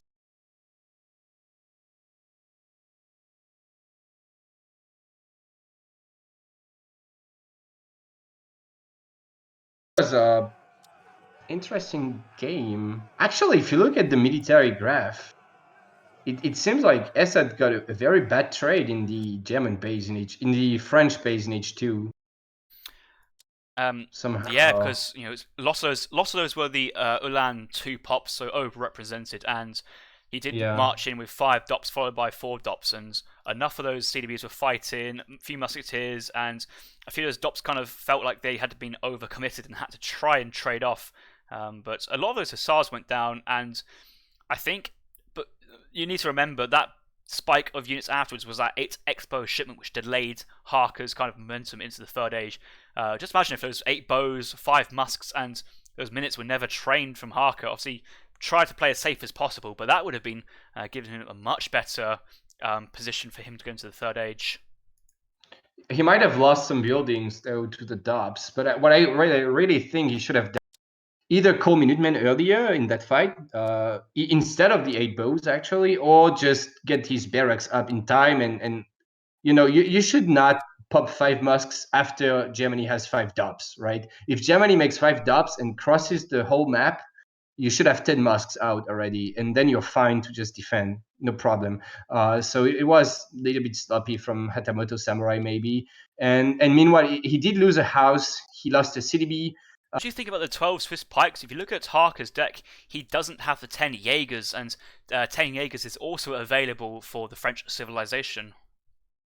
I mean, against Germany, I think the Swiss pikes are better than the Jaegers, usually. It's kind of hard for Germany to deal with Swiss pikes. Well, you kind of need to micro really well. So I think the Swiss spikes are all right, but if you make Swiss spikes again, you need cav because you need to get the snare in. You need these queers and Swiss spikes composition to just surround the opponent's army. Abuse the fact that the war wagons are not not the best unit in the game and they can't really hit and run so well. But if you're gonna go goon Swiss spike, it just doesn't make a lot of sense. Final game in this series will be played on Manchuria. Ezad is currently 3-1 up. He has won the series, but still a 5th game to play for. And it looks like Harker has already clicked in with Japan. And Ezad has changed to the Indians. And there was a civ reset after game 3. So both players are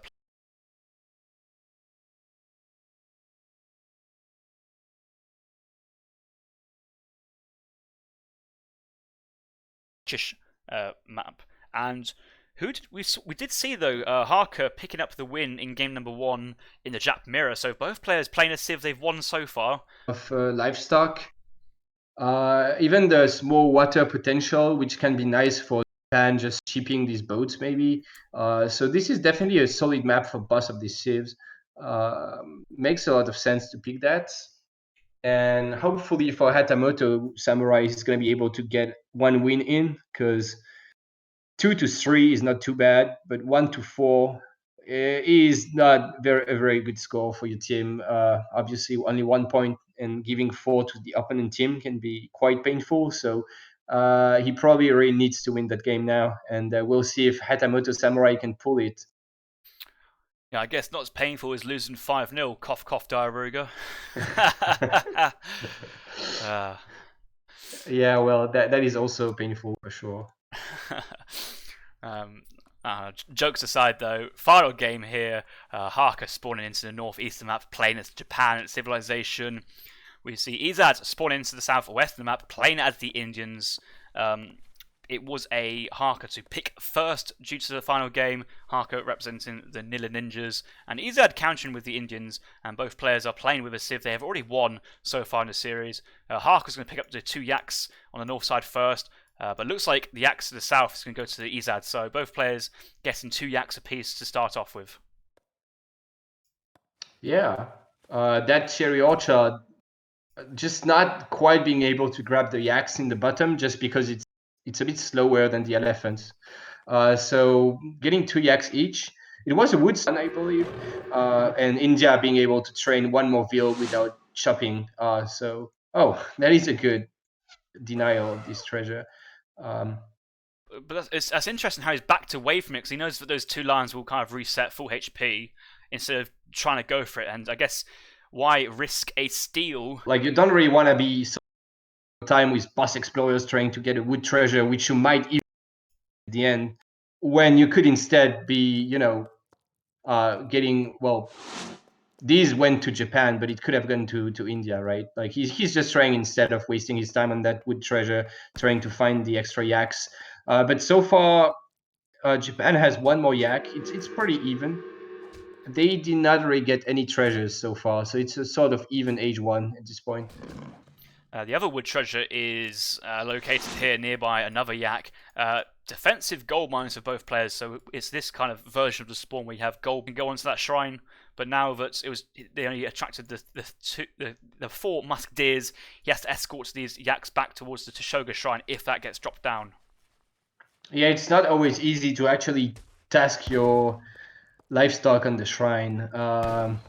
He might have wanted to drop the shrine maybe a little bit next to the hunt and not right on top of it, and that way it would attract the animals a little bit slower, and he would be able to get his yaks on it. But anyway, you probably don't want to have yaks. Going for that wood treasure, he was sort of scaring Japan away, attacking his explorer to make sure he would not scout that treasure. So that is a pretty smart play, and now he's gonna get that wood for himself.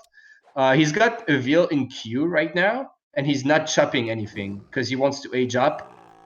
And he's aging now, and he will use that wood treasure to queue his next veal. Like, he doesn't have a veal in queue anymore now, but he will get it with that treasure. So it's pretty good for India. Very nice. That other wood treasure, 90 wood by 2 lions, still standing. I thought Harker could have gone in for that one there and then, but he's kind of given a little bit too much time now. Picked up the 30 XP and doing a little bit more scouting. Does scout the Agrifort's going down instead. Indian player sends in 2 monks north side, looking to get a trading post as well in transition. Yeah, which is interesting. So he's probably not going to go for any really aggressive build. I mean, you can sneak in a TP as India, even if you're or something like a Seapoy Rush or something. But you don't have to, especially if you have some livestock, because livestock acts already has maybe half a trading post here with 6 yaks. So probably going to be a little bit greedy here. Which might be nice for Japan at the end of the day. Obviously, Japan wants to be given some time to just boom. He did go for the Portuguese consulate, but did not build shrines. He's got Kami and Portuguese consulate, but only 2 shrines. Building a TP instead, again. Remember that Harker had a really great build order for game 1, and then in this game he's gone for a different strategy. So we have to trust that Harker knows what he's doing and what he wants to do with Japan. But yes, shrine count a little bit low. He does now have the Sugar Shrine with the 5 yaks and another animal, soon to be up to 8 if he pulls in a couple from behind the base. Yeah, it's just that, 3 boats is basically the best card Japan can send most of the time. Kami might be better if you can already boom. But if you're going to build 2 shrines, you might as well ship the 3 boats in age 1 already, I think. But we'll see. Maybe he can shrine more soon. But even now, Hatamoto Samurai is not chopping any wood. So he's shipping the wood. He's going to be able to build more shrines from it. But my point is that for the time being, Kami has really, really not paid off. So he might need to shrine actively now to make a transition as well. So what you say about how that 3 fishing boats helps your early eco as well, it just magnifies that as well. Yeah, it even makes you age up a little bit faster because they're gathering food and Kami is doing basically nothing. Yeah, but anyway, he's shrining more now, so Kami might pay off eventually. A few seapoys going on top, trying to prevent the shrining maybe on that hunt. Just trying to find the explorers, but both explorers are playing very defensively, shining near enough all the hunts in base, and maybe this is an indication of what Harker wants to do and just try and play in base, but maybe even sneak in an age up, but probably not going to happen. Stable going down and 1 Ash E and Q. Oh, yeah. Wood treasure not. The Japan monk was working on this earlier, but didn't pick the treasure up. It seems like so. A 340 wood for anybody who wants it in the middle. Yeah, it's a little bit sloppy, but not a massive deal. Yeah, so Busby is playing pretty greedy, and Japan gonna defend that push with a few ashes, but realistically he can't really fight. Seapoys are stronger, and there's the elephant as well, and 1 more Seapoy joining now, but more ashes coming in, so he might be able to just defend that. So the TP will not go down. So for the time being, Japan is ahead in eco, obviously, because Japan is able to boom faster than India. But India will probably... Oh, he's not going for the wood trickle. Okay. So he's maybe just going to try to age. Or does he have a stable?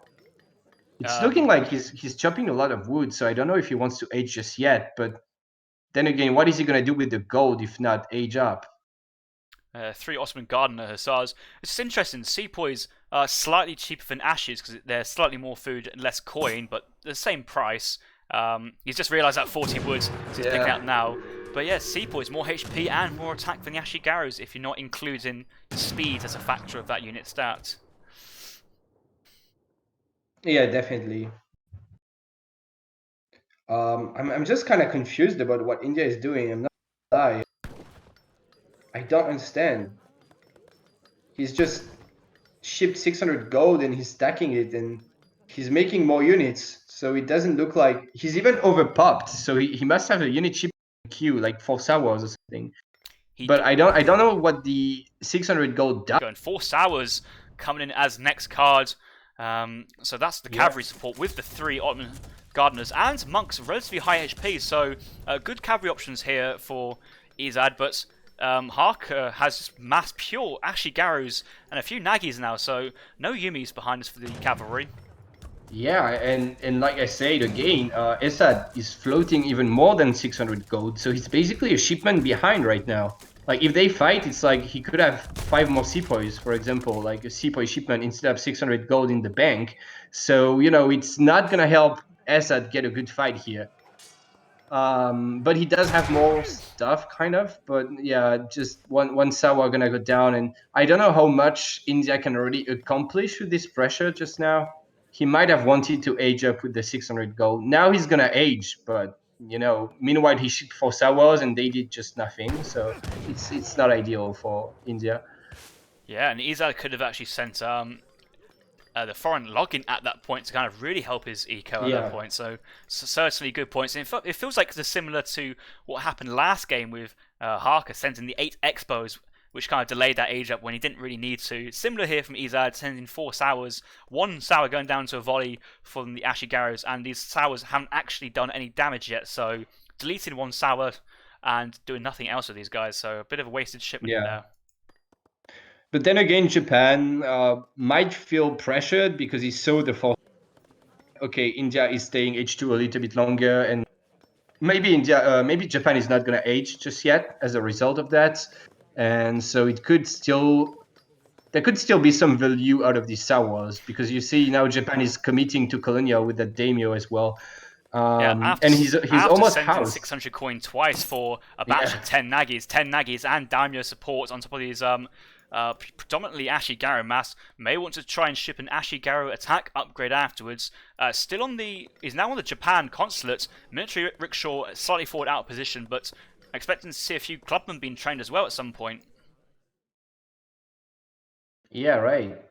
Could help get the Agrafort down, and this could be scary. I mean, He needs to so keep his forces together and pushing the Ashigarus at this point, especially with these. that's a lot of sepoys. So maybe Izad could be fine, but there's definitely a bit of a window here for Japan to try and do something. I think as soon as he can see that India is up, he will turn back and try to push. I need to remember though, Charmander age up, so 1 Mahout on the field already for Ezad, and he does have 2 shipments stacked, and you know, decent eco behind this. Shouldn't be too hard to get a bit of food coming along. We may see 7 Yurumi first cards, could even be Mahouts as well. Well, there's definitely something big on the way because he's overpopped. Mahout knocking down this military rickshaw, not with the defensive fight though. That may be a miss rally, but it's quite funny regardless. What the hell? No one expects the Mahout raid. Wow. I wonder how that Mahout got there, and I wonder why the rickshaw was idle so much. That was really strange, but okay, he's now changed his aggro waypoint. You can see he's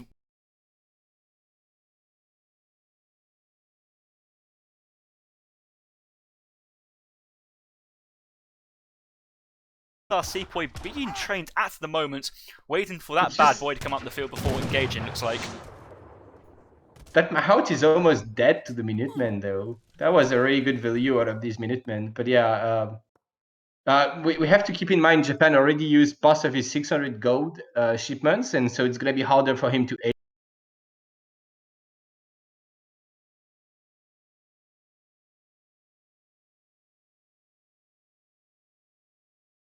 up. Not just as Japan, but as almost any civ. You want to keep your 600 gold or your 700 food or whatever can help you age, just in case you have to age. Because if you ship everything, then you're kind of stuck in colonial. And now he's gonna be able to click up, but it's gonna be a little bit late. And the daimyo.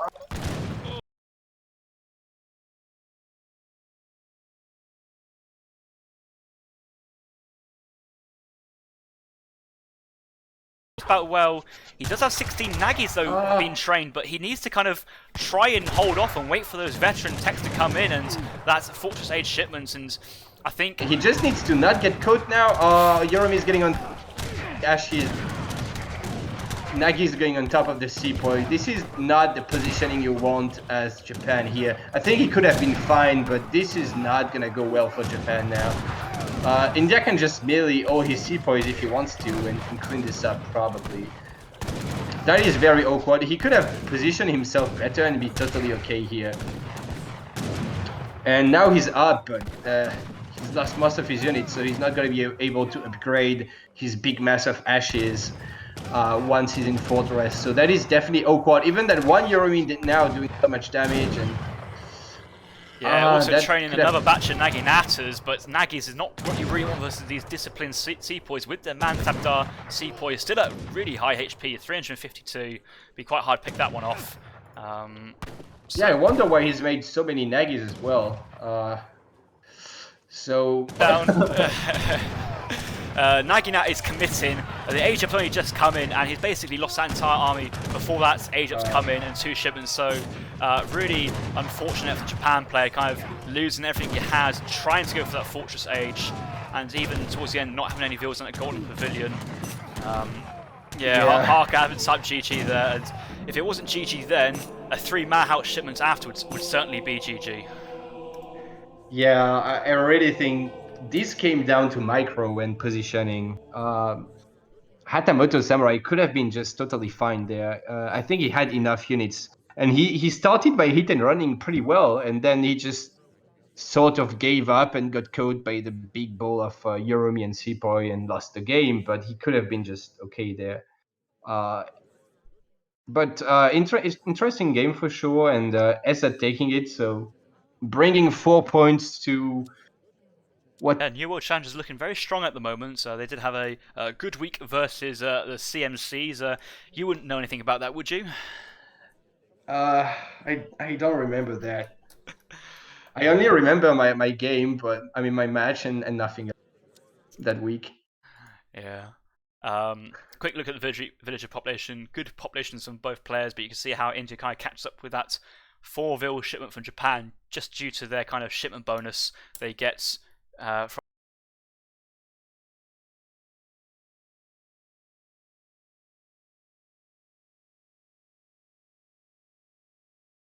weaker than your opponent, and that military unit population slightly less from Ezad, but just really pushing in there with those disciplined Sepoys, with that Mansabdar Sepoy helping as well.